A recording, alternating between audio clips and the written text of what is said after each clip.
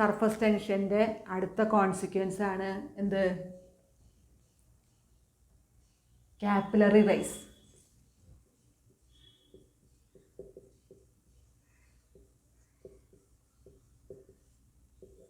ക്യാപ്പില എന്ന് വെച്ച് കഴിഞ്ഞാൽ ഹെയർ, തലമുടിമാര് പോലെ സ്മോൾ ചെറിയ ഹോളുള്ള ട്യൂബിൽ കൂടെ ലിക്വിഡ് കയറി എത്രത്തോണ്ട് ആ കുഴലിൻ്റെ വണ്ണം കുറയേണ്ട അത്രത്തോണ്ട് ഇത് കയറും. മനസ്സിലായി? നിങ്ങൾ കണ്ടിട്ടുണ്ടാവും സ്ട്രോ, നാരങ്ങ വെള്ളത്തിൽ സ്ട്രോ ഒക്കെ ഇട്ടിട്ട് നോക്കൂ, ഒരു ഗ്ലാസ്സിൽ നാരങ്ങ വെള്ളം എന്നിട്ട് അതിൽ സ്ട്രോ ഇടണു ഉണ്ടോ? അപ്പോൾ നിങ്ങളതിലേക്ക് നോക്കിയിട്ടുണ്ടോ നാരങ്ങ വെള്ളം ഉണ്ടോ? ആ ഗ്ലാസ്സിലിത്ത നാരങ്ങ വെള്ളം ഉണ്ടാവുള്ളൂ, പക്ഷെ ആ കുഴലിൽ നോക്കൂ ഉണ്ടോ? ആ സ്ട്രോയുടെ ഉള്ളിൽ ഇത്രയും നാരങ്ങ വെള്ളം കയറിയിട്ടുണ്ടാവും, കയറി നിൽക്കുന്നുണ്ടാവും. ഇത് കാപ്പിലറി റൈസാണ്, കണ്ടോ? അപ്പോൾ ഇത് കാപ്പിലറി റൈസാണ്. അപ്പോൾ liquids rises through small holes called ക്യാപ്പില പോലെ. ക്യാപ്പില ഞാൻ മുടി, ഹെയർ എന്നാണ്. അപ്പോൾ എത്രത്തോണ്ട് ഹോള് ചെറുതാവുന്നുവോ അത്രത്തോണ്ട് മുകളിൽ. ഇനി ഇതിലും വണ്ണം കുറഞ്ഞ ട്യൂബാണെങ്കിൽ ഇത് പിന്നെയും കയറും. മനസ്സിലായ? അപ്പോൾ എത്രത്തോണ്ട് വണ്ണം കുറയുന്നുവോ അത്രത്തോണ്ട് ലിക്വിഡ് അതിൽ റൈസ് ചെയ്യും. അങ്ങനെ എത്ര ദൂരം, എത്ര ഹൈറ്റ് വരെ റൈസ് ചെയ്യും? ഈ ഇതിൻ്റെ ഉള്ളിൽ ലിക്വിഡ് കയറുമ്പോൾ അതിൻ്റെ ആ ലിക്വിഡിൻ്റെ ഒരു വെയിറ്റ് ഉണ്ടാവും, അത് താഴോട്ടാണ്. കണ്ടോ? വെയിറ്റ് mg ഡൗൺവേർഡ്സ് ആണ്. ആ ലിക്വിഡിൻ്റെ വെയിറ്റ് mg ഡൗൺവേർഡ്സ് ആണ്. സർഫസ് ടെൻഷൻ മുകളിലേക്കാണ് സിഗ്മ. ഇത് രണ്ടും ഈക്വൽ ആവണ വരെ ഇത് റൈസ് ചെയ്യും. ഈക്വൽ ആയി കഴിഞ്ഞാൽ പിന്നെ ഇക്വിലിബ്രിയായി. അപ്പോൾ സർഫസ് ടെൻഷൻ കൊണ്ടുള്ള പുൾ വലി മുകളിലേക്കാണ്, വെയിറ്റ് ഡൗൺവേർഡ്സ് താഴോട്ടാണ്. ഇത് രണ്ടും ബാലൻസ് ചെയ്യണ വരെ ആ ലിക്വിഡ് റൈസ് ചെയ്യും. മനസ്സിലായോ? അപ്പോൾ force due to surface tension balances എന്ത്? Downward force weight. അപ്പോൾ അപ്വേർഡ് ഫോഴ്സ് ആയിട്ടുള്ള സർഫസ് ടെൻഷൻ ഡൗൺവേർഡ് ഫോഴ്സ് ആയിട്ടുള്ള വെയിറ്റിനെ ബാലൻസ് ചെയ്യണവരെ, വെയിറ്റ് എന്ന് പറഞ്ഞാൽ മനസ്സിലായില്ലേ? ഇതിൻ്റെ ഉള്ളിൽ കയറിയ ലിക്വിഡിൻ്റെ വെയിറ്റ്, അത് ബാലൻസ് ചെയ്യണവരെ ആ ലിക്വിഡ് റൈസ് ചെയ്യും. അപ്പോൾ വണ്ണം കൂടുന്തോറും റൈസ് കുറയും, കാപ്പിലറി റൈസ് കുറയും. ക്ലിയറായ? ഈ പണ്ടത്തെ സ്റ്റൗ, നാട റിബണുള്ള സ്റ്റൗ ഒക്കെ കണ്ടിട്ടില്ലേ? മണ്ണെണ്ണ സ്റ്റൗ. ആ നാടയിൽ കൂടെ മണ്ണെണ്ണ, ആ റിബണ്ടല്ലോ നാടയുള്ള സ്റ്റൗ, അത് ആ നാടയിൽ കൂടെ മണ്ണെണ്ണ കയറുന്നത് എന്താണ്? കാപ്പിലറി റൈസാണ്. നിങ്ങൾ മഷി പാൻ ഉപയോഗിക്കുമ്പോൾ മഷി നിലത്ത് ബുക്കിലൊക്കെ വീഴുമ്പോൾ ചോക്ക് എടുത്ത് നമ്മളിങ്ങനെ അമർത്തി വെക്കൂ. ബ്ലോട്ടിംഗ് പേപ്പർ മതി, ചോക്കായാലും മതി, അങ്ങനെ അമർത്തി വെക്കൂ. ആ മഷി മുഴുവൻ ആ നോട്ട്ബുക്കിൽ നിന്ന് വലിച്ചെടുക്കും, ആ ബ്ലോട്ടിംഗ് പേപ്പർ അല്ലെങ്കിൽ ചോക്ക്. എന്താണ്? അതിൻ്റെ ഉള്ളിൽ നിറച്ച് കാപ്പിലറീസ് ഉണ്ട്. കാപ്പിലറി റൈസ് കാരണമാണത്. കണ്ടോ? പിന്നെ വേനൽക്കാലം ആവുമ്പോഴത്തേക്കും വയലൊക്കെ ഉഴുതിടും, പറമ്പൊക്കെ കളച്ചിടും. അതൊക്കെ എന്താണ്? കാപ്പിലറി റൈസിൻ്റെ ആപ്ലിക്കേഷനാണ്. കണ്ടോ? അപ്പോൾ കാപ്പിലറി റൈസിന് ഒരുപാട് ആപ്ലിക്കേഷൻ നമ്മുടെ നിത്യജീവിതത്തിലുണ്ട്. അപ്പോൾ ആ കാപ്പിലറി റൈസ് ഒരു ഇതിൽ എത്രത്തോണ്ട് കാപ്പിലറി റൈസ് ഉണ്ട് എന്നുള്ളതാണ് നമ്മൾ നോക്കാൻ പോണത്. നോക്കൂ, ഇത് ഞാൻ മനസ്സിലാവാൻ വേണ്ടിയിട്ട് ഇത്തിരി വലുതാക്കി വരയ്ക്കാം. ഇങ്ങനെ വരച്ച് കഴിഞ്ഞാൽ മനസ്സിലാവില്ല. അപ്പോൾ ഈ കുഴലിൽ ഞാൻ ഇത്തിരി വലുതാക്കി വരയ്ക്കുകയാണ്.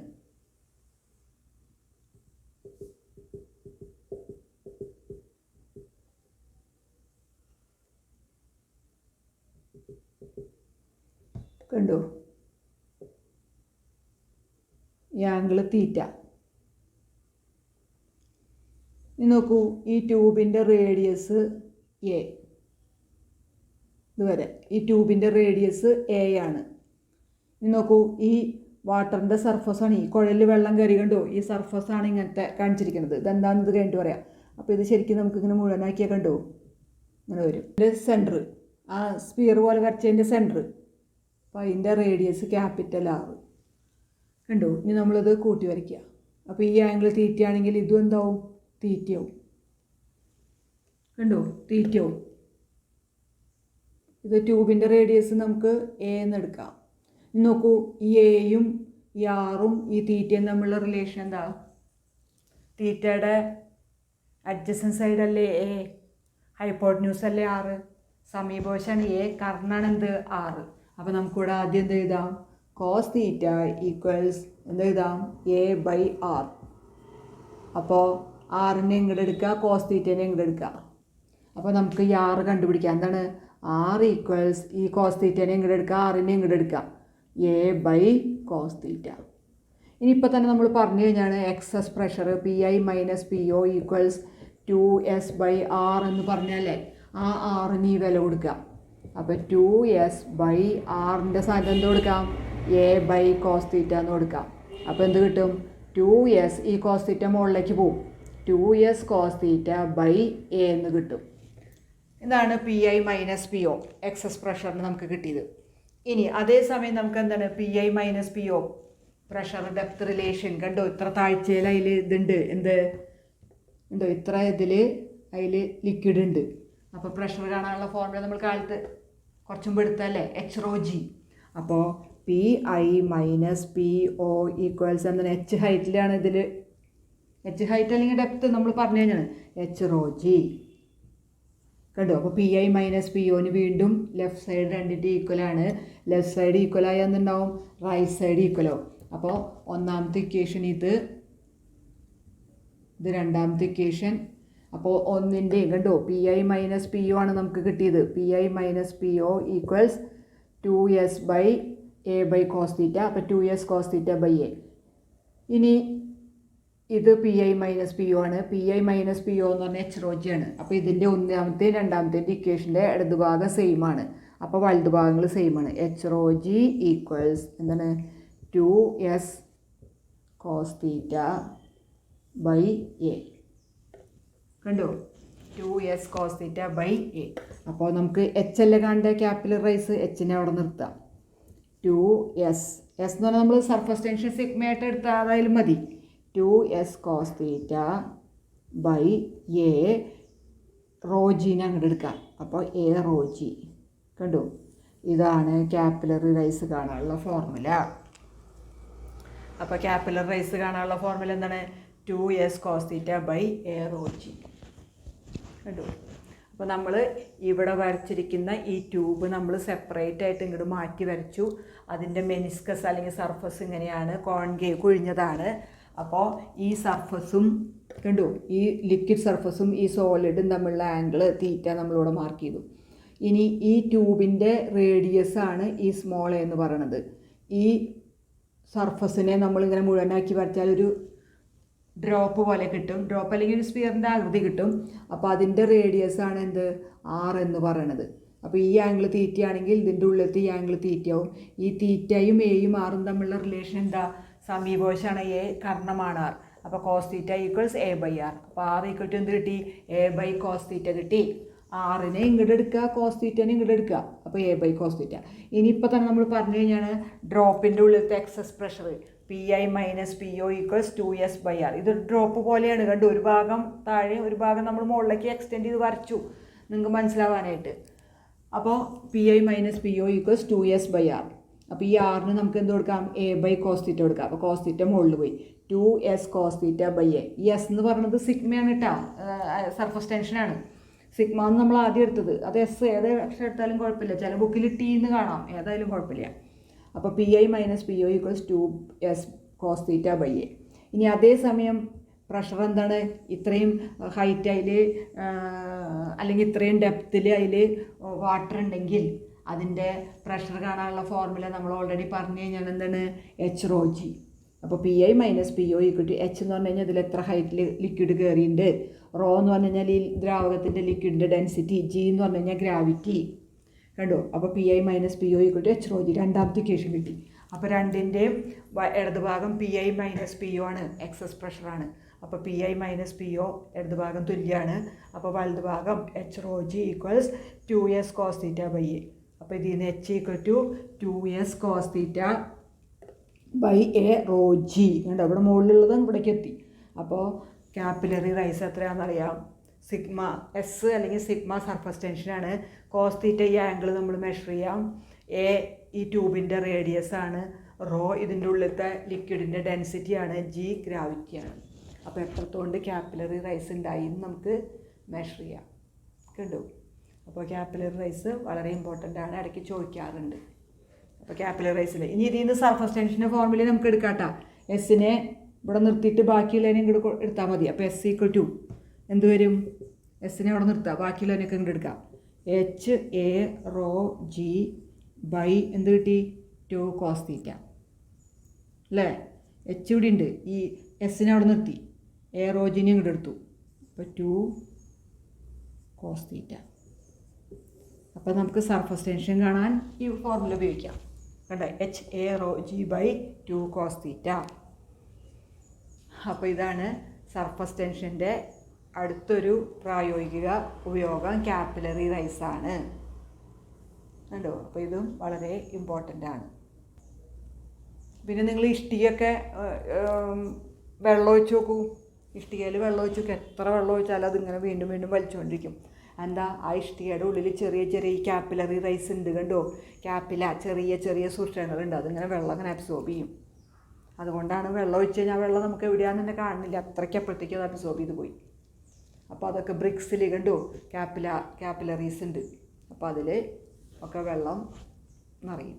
അപ്പോൾ ഇതൊക്കെയാണ് കാപ്പിലറി റൈസ്. ഒരു ചെറിയൊരു പോയിൻ്റ് കൂടി ഉണ്ട്, angle of contact. Angle of contact എന്ന് പറഞ്ഞു കഴിഞ്ഞാൽ angle of contact is the angle between tangent to the liquid surface at the point of contact and solid surface. ഇതാണ് solid surface in the liquid കണ്ടോ, inside the liquid.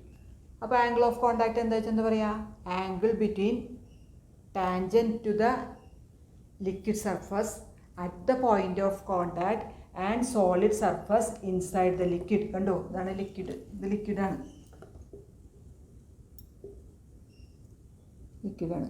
അപ്പോൾ ഈ വരച്ചിരിക്കുന്ന tangent കണ്ടോ,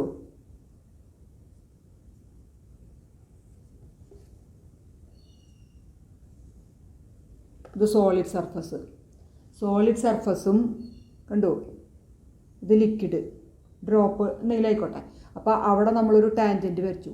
അപ്പോൾ ഈ സോളിഡ് സർഫസും ആ ലിക്വിഡും ചേരുന്ന ഭാഗത്തുള്ള ടാൻജൻറ്റ് ഇൻസൈഡ് ദ ലിക്വിഡ് കണ്ടോ, ലിക്വിഡിൻ്റെ ഉള്ളിലുള്ളത്, ഇതിനെ പറയുന്ന പേരാണെന്ത്, ആംഗിൾ ഓഫ് കോണ്ടാക്ട്. നോക്കൂ,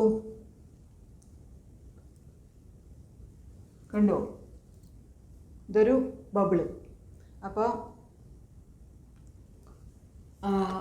ഇതിൻ്റെ കണ്ടോ ടാൻജൻറ്റ് ആരൊക്കെ തമ്മിലുള്ളതാ, ആ ലിക്വിഡും സോളിഡും തമ്മിൽ ചേരുന്ന ഭാഗത്ത് കണ്ടോ ടാൻജൻറ്റ് വരച്ചു. അപ്പോൾ അതിൻ്റെ ആ ലിക്വിഡിൻ്റെ ഉള്ളിലത്തെ ആംഗിളാണ് എന്ത്, ആംഗിൾ ഓഫ് കോണ്ടാക്ട്. അപ്പോൾ angle of contact is the angle between the tangent to the liquid surface at the point of contact and solid surface inside the ലിക്വിഡിൻ്റെ ഉള്ളിൽ വരയ്ക്കണം, ഉള്ളിലുള്ള ഇതാണ്. അപ്പോൾ എന്താണ് angle of contact, angle between tangent to the liquid surface. Angle of contact is the angle between tangent to the liquid surface at the point of contact and solid surface inside the liquid. അപ്പോൾ ലിക്വിഡിൻ്റെ ഉള്ളിൽ ലിക്വിഡും സോളിഡും ചേരുന്ന ഭാഗത്ത് വരയ്ക്കുന്ന കണ്ടോ ടാൻജൻറ്റും ആ സോളിഡും ചേരുന്ന ആംഗിളാണ് എന്ത്, angle of contact. നോക്കൂ, ഇതൊരു ഡ്രോപ്പ്. അപ്പോൾ കണ്ടോ ലിക്വിഡിൻ്റെ ഉള്ളിൽ ആ ലിക്വിഡും സോളിഡും ചേരുന്ന ഭാഗത്ത് വരയ്ക്കുന്ന ടാൻജൻറ്റ് കണ്ടോ, ലിക്വിഡിൻ്റെ ഉള്ളിലുള്ള ആംഗിളാണ് എന്ത്, ആംഗിൾ ഓഫ് കോണ്ടാക്ട്. അപ്പോൾ angle of contact is the angle between tangent to the liquid surface at the point of contact and solid surface inside the liquid. ഈ ആംഗിൾ ഓഫ് കോണ്ടാക്റ്റ് അക്യൂട്ട് ആണെങ്കിൽ കണ്ടോ അതിൻ്റെ surface ഇങ്ങനെ ഇരിക്കും, concave ആയിട്ടിരിക്കും. Angle of contact കണ്ടോ, നേരത്തെ വരച്ചാണ് ഞാൻ കാപ്പിലറി റൈസിൽ കണ്ടോ, അക്യൂട്ട് എന്ന് പറഞ്ഞാൽ 90 താഴെ കണ്ടോ. അപ്പോൾ ആംഗിൾ ഓഫ് കോണ്ടാക്റ്റ് 90 താഴെയാണെങ്കിൽ എന്തുണ്ടാവും, അത് എൻ്റെ സർഫസ്, ആ ലിക്വിഡിൻ്റെ സർഫസ് ഇങ്ങനെ കോൺകേവ് ആയിട്ടിരിക്കും. മനസ്സിലായ? മാത്രമല്ല ആ ലിക്വിഡ് ആ സർഫസിനെ നല്ലപോലെ നനയ്ക്കുകയും ചെയ്യും, വെറ്റ് ആക്കും, നല്ലപോലെ നനയ്ക്കും. ഇനി അപ്പോൾ അങ്ങനത്തെ ഇത് കാപ്പിലറി റൈസ് കാണിക്കും. ഇനി നോക്കൂ, മെർക്കുറിയുടെ പ്രത്യേകത കണ്ടോ, മെർക്കുറി ഭയങ്കര ഡെൻസിറ്റി ഉള്ളതാണ് കണ്ടോ. പുറത്തെ പാത്രത്തിൽ മെർക്കുറി ഇത്രയുണ്ട്, ഉള്ളിൽ കണ്ടു മെർക്കുറി ഇത്രയേ ഉള്ളൂ കണ്ടു. അപ്പോൾ ഇവിടെ നോക്കൂ, ആംഗിൾ ഓഫ് കോണ്ടാക്റ്റ് ഒബ്റ്റ്യൂസ് ആണ് കണ്ടോ. ആംഗിൾ ഓഫ് കോണ്ടാക്ട് എന്താണ്? ഒബ്റ്റ്യൂസ് ആണ്. അപ്പോൾ മെർക്കുറി പോലുള്ള ദ്രാവകത്തിൽ ആംഗിൾ ഓഫ് കോണ്ടാക്ട് ഒബ്റ്റ്യൂസ് ആണ് എന്ന് വെച്ചാൽ 90 മീതെ. അപ്പോൾ ആംഗിൾ ഓഫ് കോണ്ടാക്ട് 90 മീതെ വരികയാണെങ്കിൽ ആ ലിക്വിഡ് കണ്ടു ആ സർഫസ് കോൺവെക്സ് ആവും. പിന്നെ അതിന് കാപ്പിലറി റൈസ് അല്ല ഉണ്ടാവുക, ഡിപ്രഷനാണ് ഉണ്ടാവുക, താഴേക്കാണ് പോവുക, റൈസ് ഉണ്ടാവില്ല.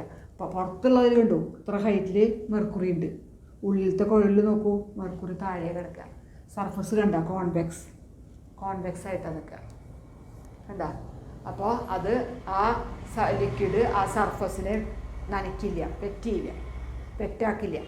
ചേമ്പിൻ്റെ ഇടയിൽ വെള്ളം ഒഴിച്ചാൽ വെള്ളം ഇങ്ങനെ ഉരുണ്ട് ഓടി നടക്കും, നനയില്ല കണ്ടോ. അപ്പോൾ അതെന്താണ്? മെർക്കുറി ഗ്ലാസ്സിൽ ഒഴിച്ചാൽ അവിടെ എന്താണ്? ആംഗിൾ ഓഫ് കോണ്ടാക്റ്റ് ഒബ്റ്റ്യൂസ് ആണ്. അപ്പോൾ അതുകൊണ്ട് ആ സർഫസ് നനയില്ല. വെള്ളം ഗ്ലാസ്സിലോ മേശപ്പുറത്തൊക്കെ ഒഴിച്ചാൽ അത് നനയും. എന്താ കാരണം? അവിടെ ആംഗിൾ ഓഫ് കോണ്ടാക്റ്റ് അക്യൂട്ടാണ്, 90 താഴെയാണ്. അപ്പോൾ ആംഗിൾ ഓഫ് കോണ്ടാക്റ്റിൻ്റെ പ്രാധാന്യം മനസ്സിലായില്ലേ? ഇനി ലാസ്റ്റ് സർഫസ് ടെൻഷന് ഒരു ഇതും കൂടി ഉണ്ട്, സോപ്സ് ആൻഡ് ഡിറ്റർജൻസ്. നോക്കൂ, നമ്മുടെ വസ്ത്രത്തിൽ നമ്മുടെ വിയർപ്പ് എണ്ണമയൊക്കെ ഉണ്ട്, പിന്നെ നമ്മൾ ഗ്രീസ് അങ്ങനെയൊക്കെ പറയും, ഡേർട്ട് ചെളി ഇതൊക്കെ നമ്മുടെ വസ്ത്രത്തിൽ പറ്റിപ്പിടിച്ചിരിക്കും. അപ്പോൾ നമ്മൾ വെറുതെ വെള്ളത്തിൽ തുണി മുക്കിയെടുത്താൽ തഴുക്ക് പോവില്ല, അത് അതുപോലെ തന്നെ ഇരിക്കും. എന്താ കാരണം? ആ വെള്ളത്തിന് സർഫസ് ടെൻഷൻ ഉള്ളതുകൊണ്ട് ആ ഗ്രീസ് പോലെയുള്ള മനസ്സിലായി മെഴുക്ക്, അതിനെ വാക്സ് അങ്ങനെയുള്ളതൊന്നും ഇളക്കി കളയാൻ പറ്റില്ല. ഇനി നമ്മൾ അതിൽ സോപ്പ് അല്ലെങ്കിൽ ഡിറ്റർജൻറ്റ് ചേർക്കാൻ വിചാരിക്കുക, അപ്പോൾ ആ വെള്ളത്തിൻ്റെ സർഫസ് ടെൻഷൻ നല്ലപോലെ കുറയും. ആ ഡിറ്റർജൻറ്റ് മോളിക്യൂൾ എന്താണ്? ഹെയർ പിൻ ഷേപ്പ്ഡാണ്, രണ്ടറ്റത്ത് കൂർത്താണ്. ഒരറ്റം എന്ത് ചെയ്യും? വെള്ളത്തുമ്മ കൊളുത്തിപ്പിടിക്കും, മറ്റേ അറ്റം ചെളിയുമ്മ അഴുക്ക് ഡേർട്ട് അല്ലെങ്കിൽ ഗ്രീസുമ്മ കൊളുത്തിപ്പിടിക്കും. അപ്പോൾ വെള്ളം ഒഴിക്കുമ്പോൾ എന്തുണ്ടാവും? ആ ചെളീനെയും കൊണ്ട് ഇങ്ങോട്ട് പോരും, ആ വസ്ത്രത്തിലെ അഴുക്കിനെയും കൊണ്ട് ഇങ്ങോട്ട് പുറത്തേക്ക് വരും. അപ്പോൾ സർഫസ് ടെൻഷൻ കുറഞ്ഞു കണ്ടോ. സോപ്പ് അല്ലെങ്കിൽ ഡിറ്റർജൻറ്റ് ഉപയോഗിക്കുമ്പോൾ സർഫസ് ടെൻഷൻ കുറയ്ക്കുക. ഇനി ഒന്നും ചൂടാക്കുകയും കൂടെ ചെയ്താലോ, ചൂടുവെള്ളത്തിലാണെങ്കിലോ സർഫസ് ടെൻഷൻ ഒന്നും കൂടെ കുറയും. അപ്പോൾ പെട്ടെന്ന് വൃത്തിയാക്കാൻ പറ്റും കണ്ടു. അപ്പോൾ സോപ്പും ഡിറ്റർജൻറ്റും എന്താണ്? സർഫസ് ടെൻഷൻ കുറയ്ക്കാൻ വേണ്ടിയിട്ടാണ് ഉപയോഗിക്കുന്നത്. അപ്പോൾ we can easily remove dirt and grease from clothes. വസ്ത്രങ്ങളിൽ നിന്ന് ചെളിയും അഴുക്കും മറ്റേ എണ്ണമെഴുക്കൊക്കെ പെട്ടെന്ന് വാഷ് ചെയ്ത് കളയാൻ പറ്റും. വെറുതെ വെള്ളം എടുത്ത് കഴുകി കഴിഞ്ഞാൽ എന്തുണ്ടാവും? അത് പോവില്ല. കാരണം എന്താ? വെള്ളത്തിന് ആ ഡേർട്ട് അല്ലെങ്കിൽ ഗ്രീസിൻ്റെ മോളിക്യൂൾസിനെ അട്രാക്റ്റ് ചെയ്യാനുള്ള കഴിവില്ല, സർഫസ് ടെൻഷൻ അത്യാവശ്യം ഉണ്ട് അതുകൊണ്ട്. അപ്പോൾ അതിൽ സോപ്പ് അല്ലെങ്കിൽ ഡിറ്റർജൻറ്റ് ചേർത്താൽ എന്തുണ്ടാവും? അവിടെ സർഫസ് ടെൻഷൻ കുറഞ്ഞു. അപ്പോൾ ആ ഡിറ്റർജൻറ്റ് മോളിക്യൂള് എൻ്റെ ഒരറ്റം പോളാർ എൻ്റെയാണ്, മറ്റേ അറ്റം നോൺ പോളാറാണ്. അപ്പോൾ ഒരറ്റം വാട്ടറിനെയും അട്രാക്റ്റ് ചെയ്യും, മറ്റേ അറ്റം ഈ അഴുക്കിനെയും അട്രാക്റ്റ് ചെയ്യും. അപ്പോൾ നമ്മൾ ആ സമയത്ത് വെള്ളം ഒഴിച്ച് എന്തുണ്ടാവും? ഇത് ആ വെള്ളത്തിൻ്റെ ഡിറ്റർജൻറ്റ് മോളിക്യൂള് ആ വസ്ത്രത്തിലെ അഴുക്കിനെയും കൊണ്ടിങ്ങോട്ട് പോകുന്നു, വെള്ളത്തിൽ കൂടെ അതിനെ കഴുകിക്കളി കണ്ടു. അപ്പോൾ സർഫസ് ടെൻഷൻ കുറയ്ക്കാൻ വേണ്ടിയിട്ടാണ് സോപ്പ് ഡിറ്റർജൻറ്റ് ഉപയോഗിക്കുന്നത്. ഇനി അതിൽ ചൂടാക്കുകയും കൂടെ ചെയ്ത് കഴിഞ്ഞാൽ ഒന്നും കൂടെ ഇഫക്റ്റ് കൂടുതൽ കിട്ടും. കാരണം when temperature increases surface tension decreases, surface tension ഒന്നും കൂടെ കുറയും, അപ്പോൾ ഒന്നും കൂടെ ഇഫക്റ്റ് കിട്ടും. അപ്പോൾ ഇതോടുകൂടി പ്രധാനപ്പെട്ട സ്ഥിരമായിട്ടുള്ള ചോദ്യങ്ങളെല്ലാം ഈ 10ാമത്തെ പാഠത്തിലെ വലിയ പാഠമായിരുന്നു, മെക്കാനിക്കൽ പ്രോപ്പർട്ടീസ് ഓഫ് ഫ്ലൂയിഡ്സ്. അത് ഒരുമാതിരി കഴിഞ്ഞിട്ടുണ്ട്. അപ്പോൾ അത് നിങ്ങൾ ഇത്രയും എടുത്തത് പഠിക്കുക. ക്ലിയർ ആയല്ലോ? ഇത് ഈ പാഠത്തിൽ നിന്നാണ് ഏറ്റവും കൂടുതൽ മാർക്ക് ചോദിക്കണത്. അപ്പോൾ അത് നന്നായി പഠിക്കുക. Okay, thank you children.